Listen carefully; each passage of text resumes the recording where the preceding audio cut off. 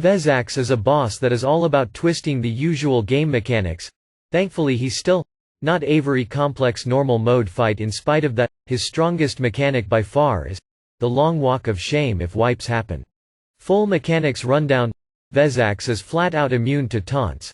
It is recommended to not pull threat if you're not a tank. Random example, a Warlock.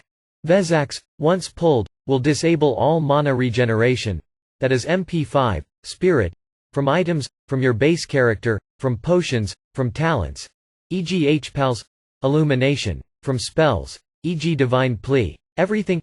The only exceptions are retribution and enhancement, getting a very minor help to sustain their mana, lest they would be utterly useless and benched, which wouldn't be nice. That aura also reduces melee attack speed by 20%, for reasons. Due to this mechanic, I encourage all healers, MS and 0s, to not destroy their old gear and to look after gear that has no MPS. Spirit paladins especially have a brilliant selection of items that give haste plus crit, which is rarer on cloth, leather. Those specific items can be gemmed, enchanted differently, for instance with spell power gems on a HPal set, since intellect won't be of much use. Similarly, a specialized talent Offspecirespect can be very handy. I know at least of a HPal talent build for Vezax, HMU if you need it. Right, and that's not all. You can actually regenerate mana in normal mode. Serenite Vapor adds will float around the room. They have low HP and are easily killed by cleave. When killed, they drop a green puddle below them. Staying in the green puddle will regenerate mana at the cost of their health, doubling up for every 2 seconds remained in the puddle.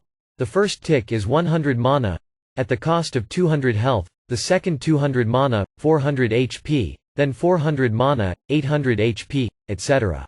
This health loss can kill you, so don't die, especially since there are no mechanics to prevent movement, would be a great excuse. Encourage healers to rely on this mechanic the least possible, as it is disabled in hard mode.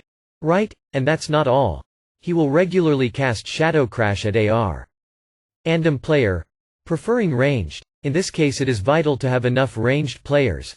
The Shadow Crash is a very slow moving projectile but deals AoE high damage, 60 to 80% HP, on impact, knocks any targets hit around, and leave a black puddle that grants the following to players on it: plus 100% magic damage dealt, plus 100% casting speed, mana costs minus 75%, healing done minus 75%. In other words, this is ranged DPS heaven. They will have to constantly dodge the regular shadow crashes, move back in to benefit the massive buff, rinse and repeat. As you'd expect, this is a huge DPS gain in spite of the movement, so extreme caution should be paid to not pull threat off the untauntable boss. Right, and ahem, he will sometimes 45 CD apply a debuff called Mark of the Faceless on a random player, preferring ranged.